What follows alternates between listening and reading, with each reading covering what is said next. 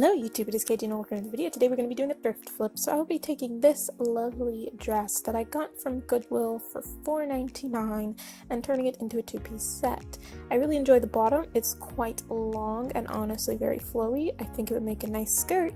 Meanwhile, the top has the cool neckline and the sort of longer sleeves, which I think is interesting. So I'd like to turn that into a fun crop top since I'll have the excess fabric. The bottom is just so flowy and fun, and I really think that as a two-piece set, this would do so much better than this ill-fitting dress that I have going on here. So please grab your notebooks, grab your sewing machines, grab your pens, grab your pencils, and join me for today's thrift flip.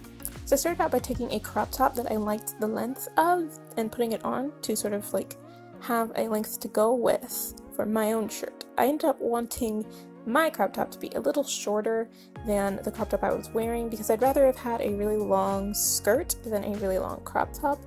So I just chose the length that I wanted and sewed it off with a safety pin. Safety pins come in much handy when sewing.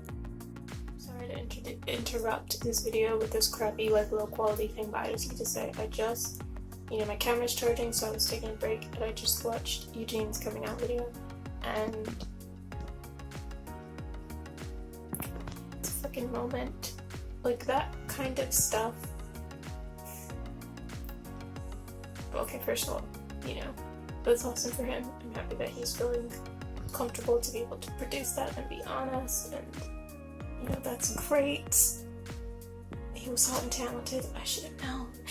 But I just want to say, like, the dance, the choreography, just the idea, the method of storytelling, that kind of stuff is something that I want to be able to bring, hopefully, into my senior capstone. But I don't know if I'll be advanced enough for that just yet. But kind of stuff I want to bring into my animation work and my paintings and just my art in general, but just an innovative way of storytelling. Because no, he didn't have a sit-down story time and explain his whole story like most people would, but you still understood it. You still got everything that was going on. And I think it's also just because there have been a lot of sit-down story times that you know the context and you can kind of infer what's going on. But, like, it was just that much more powerful to me because of just the way that it was done. And I just needed to say something to somebody about it. That is a beautiful piece of choreography, beautiful film, beautiful artwork, just the fact that there was this whole team behind it and like a producer, and just so much. Love that. Hope to one day be a part of a creation or make a creation, something like that. Not, I mean the storytelling aspect, just being innovative, So good for you, Eugene. Now back to this mess. Of course, you have to flip it inside out. No good sewing can be done until your clothing is flipped.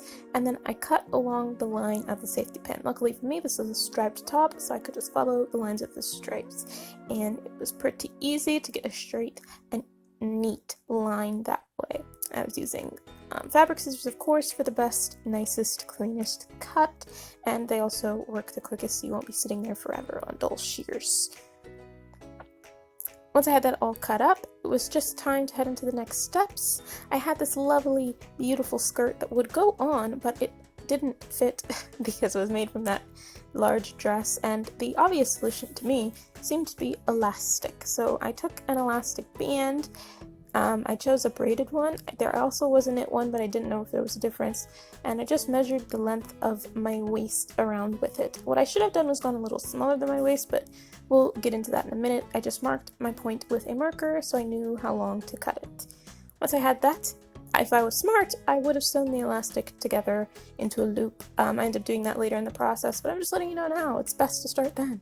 And then the next part that I had to do was kind of hard to explain. I had to attach the elastic to 4 equidistant parts on the skirt, so it was like attaching the ends, clearly, the end of the loop to the ends of the skirt. But then was the part where I flipped the elastic so that the ends would be going the other way, and then I flipped the skirt so that its ends also went that other way, and then I attached those ends also with safety pins. It's a little hard to explain, but it's basically just taking 4 even points along the skirt and attaching the elastic so that you have an even distance for as you're sewing the elastic on, just so that everything is neat and nice and well spaced out. So once I had all of that, it was about lining up the fabric to the elastic and sewing. The way that I sewed was I would like hold the elastic down and stretch it taut, and then sew the fabric to the stretched elastic, and then when I kind of let go, the elastic and the fabric would bunch up and get that, you know, nice elastic look.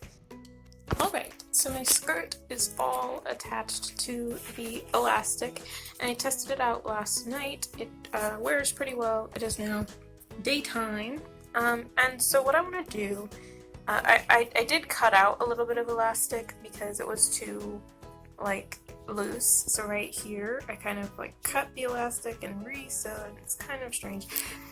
Then this spot is a little bulky because of the stuff I did, but the rest is, you know, even and fine. So what I want to do today is take this heat and bond hem and make some hem on the top of this so that it's not just this ugly elastic and my ugly stitches, and just make a hem. So that's what we're going to do with this. I did exactly as I just described. The heat and bond hem was pretty easy to use. It just worked with an ironing board and an iron, and you basically just take a bit of it, put it on where you're trying to create the hem, fold it on in there so you know it's sandwiched in, and then you iron it into place and it makes a nice neat hem. I did that on both the top and the skirt, and that completed the steps of my thrift flipping. Then I had this lovely top, and the hem worked way better on top than it did on the skirt. I think the top looks really professional. The skirt, she's rough, but it's okay. I find a belt just covers up my mistakes and makes it look fine. I personally think the two look better separate than they do as a two-piece set. They look a little, I don't know, grandma together. I'm not really sure why I get that impression, but either way, the crop top is very short. I'll probably be wearing that over a very long skirt because it's short for me. And I want you guys to enjoy the shots that I tried to take and be super, you know, designy and pretty, but like my camera angles were just not working out, and it ended up being too small, or I completely cut off my head and it just wasn't working out.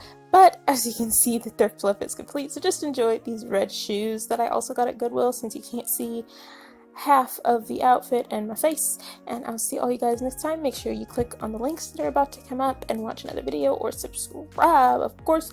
I'll see you guys next time, and until then, toodaloo.